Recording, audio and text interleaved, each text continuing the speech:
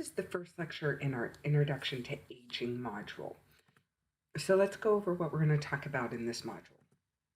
Today we're going to be discussing aging terminology, prevalence of different groups of older adults, physiological, psychological, and sociological age, and then physical activity preferences, patterns, and program objectives of the older adult.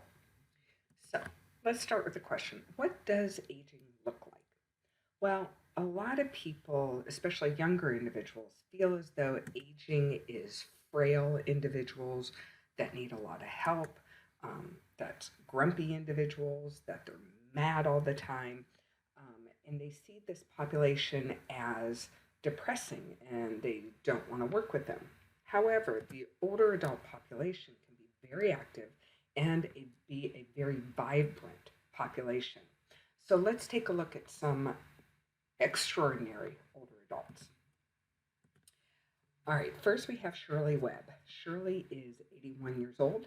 She's deadlifting here 253 pounds, and she started weightlifting or powerlifting at the age of 76. She holds 6 American records and 26 Illinois state records in USA powerlifting. Now, she's not a typical older adult, but it just goes to show you that even starting late in life, you can have great success in a sport. Ernestine Shepard, she is now age 50 or 83. She started bodybuilding at the age of 56. Now, she no longer competes, but she stays in very competitive form. This is when she was 81. So again, the ability to stay fit and active at an older age is incredible. And then finally, we have Jeffrey Life. He's an American physician. He's age 70 in this picture. He started training at age 60, and he was a physician who was obese, and he decided to finally get in shape. And look at the shape he's in. So with aging, not everyone is frail. Not everyone is grumpy. Not everyone is depressed. There is a very vibrant older adult community. And we can make someone who is frail into somebody who is vibrant once again. So let's look at some aging terminology. The first term that we want to talk about is senescence. And this is the process or condition of growing old. It starts at birth. Right? You are growing older as soon as you're born. And what senescence typically is a gradual decline in cell and body functions. So we're peaking, and then around age 30 is when we start to decline. Now, we also want to talk about gerontology, and that is the study of aging in humans. And for example, my cognitive area in my doctorate is in gerontology. So I studied aging in humans with an emphasis in the field of exercise physiology. Now, on campus, we do have a gerontology certificate program, and some of our fitness students do go through this certificate program. I encourage you, if you have any interest in the older adult, for you to go and look this up on the website. We can combine quite a few of our classes. For example, this class right now counts in the gerontology certificate program. Okay, so why do we need to study the aging population?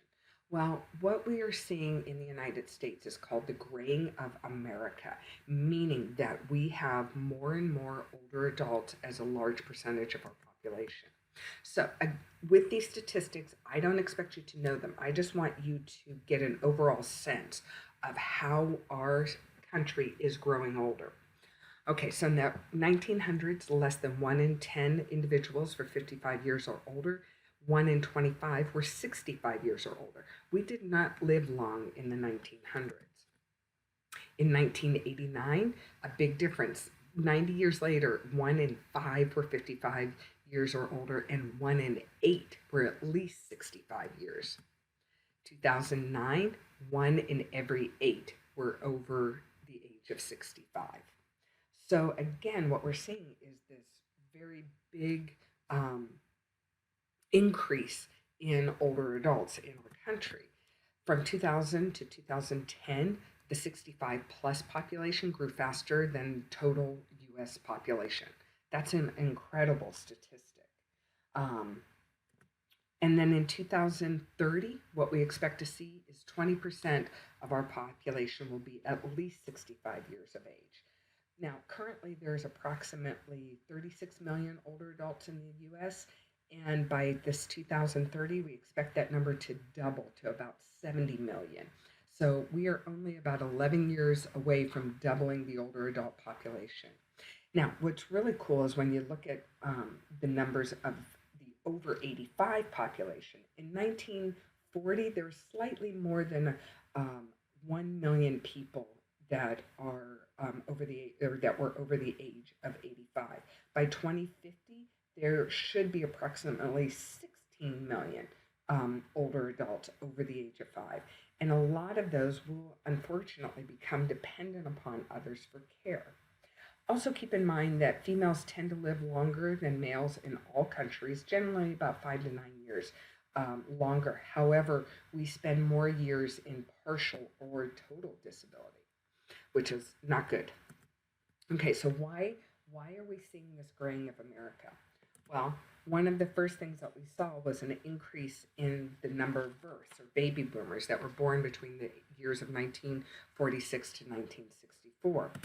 Modern sanitation cleared up a lot of disease, so we lived longer. Immunizations were huge, a very big part of why we lived longer. If we take a look at this, this is when this shows you. Okay, here is the red is when the infectious age or disease was linked to disease, I should say. And then the green, that little dot, is when we developed a vaccination, or not necessarily developed, but it was licensed in the US. So if you take a look, if you look starting, say, in 1940 at whooping cough, we now have a vaccination that's been in place since the late 40s. And now we're seeing vaccinations for cervical cancer, for hepatitis, measles. Unfortunately, people aren't getting vaccinated anymore, so we might have a reduction in long life if that measles epidemic continues to spread. But vaccination innovation was huge to increase our lifespan. We also see the development of antibiotics. Penicillin was a game changer. Increase in immigration for sure, and then breakthrough in medical technology. With the screening tools that we have and the ability to replace heart valves that we have. So all of that increased the reasons or increased our population. And finally, we have seen fewer smoking related diseases as well. So with this, what we see is, okay, we have this big increase in population. So now what happens to our healthcare system? And what we're seeing is we're all these old folks around are causing a tremendous burden on our healthcare system. So we need to discover ways to keep these individuals healthy so that our healthcare system is not overtaxed. And really, exercise seems to be the key to this problem. And we are going to discuss throughout the semester ways to keep individuals healthy and happy. Okay, so quick learning recap. What's the fastest growing segment of our older adult population, and name 2 reasons for the increase in our older adult population. Okay, after you think about those questions, let's move on to lecture 2.